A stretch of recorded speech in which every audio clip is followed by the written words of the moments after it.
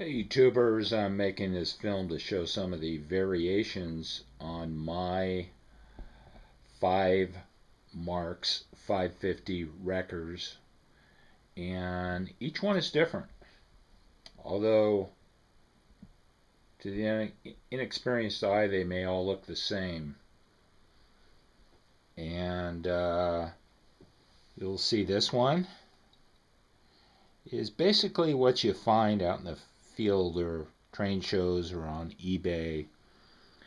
It's just got the 4 wheels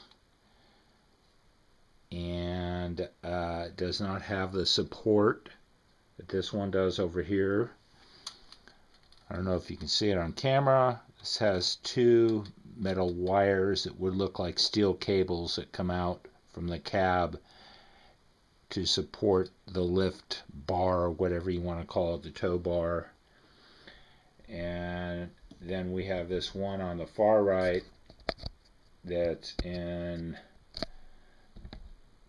silver and black tin litho, which I think was made around 1934-35. And this is unusual because it's missing something. And I'll show you this one up above. Let's actually swap them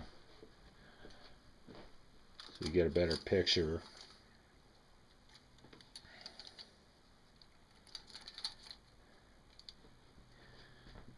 These have these little outriggers. This particular one, and this is one of the reasons I purchased it. And the outriggers fold into the frame.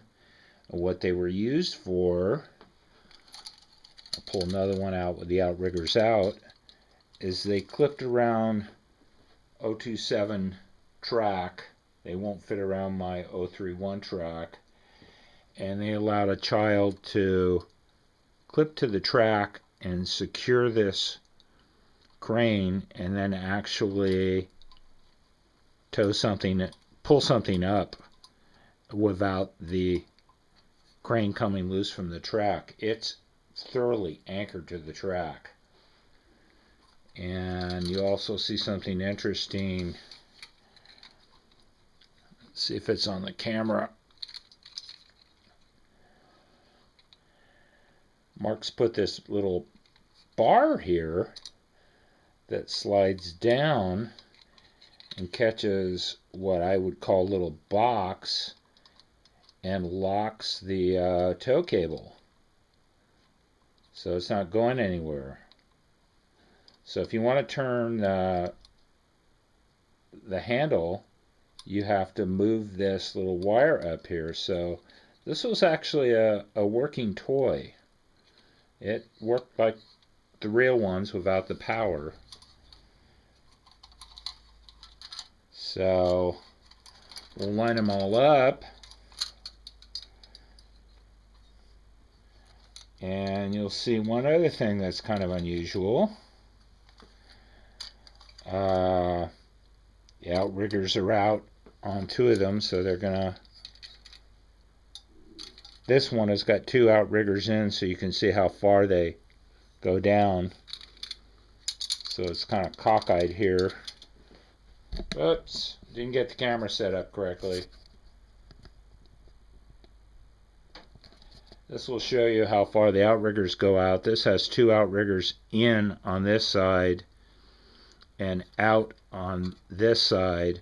So it's up about 3/8 of an inch. And it looks cockeyed. But what you'll notice is, like Lionel and Marx and Ives and everybody, people were probably hung over on Monday mornings or in a hurry to go home on Friday nights, and they put the cab on backwards on this one. This door should always be towards the back, and you'll see the window on the back of this one where all of these other four had the windows on the front, so the little man inside could see what he was doing, and of course he would enter from the rear. And once again, this is lopsided because it's got two outriggers out. Let me correct pull the outriggers into the frame. But once again, this was something I didn't know when I started collecting, and I thought it was pretty fascinating. This would have been a great toy for me. I started out with Lionel as a kid, never had anything like this, and never imagined being able to lock your wrecker to the track and being able to tow something up. So this is kind of neat with the extra cables. All these hooks I have made. None of these are original. The string brakes, they get lost. You can still buy them on eBay, but what for? I see no reason. And I'll put this one down here again. Whoop, wrong side, the handle's out. So you can see the outriggers on it. But pretty interesting little item. Marx really put some thought into this, and they had a lot of play value. And you usually get these, and there's a lot of wear on them because the kids really played with them hard. But these are the differences that I have noticed with my own Marx trains, and I have heard about different other varieties. There's some kind of a rare different locking mechanism in here that is extremely rare. It was probably an experimental item and didn't go over, and therefore Marx didn't make very many of them, which makes them far more valuable. And once again, I'm just showing you what I've noticed with my Marx trains, my tin plate, and I'm no expert on Marx. I just know the difference. And here I'm looking and didn't even notice this is all orange down here, and hadn't even noticed this before. So, what I forgot to mention is, let's move them aside. All the rest of them have black bases.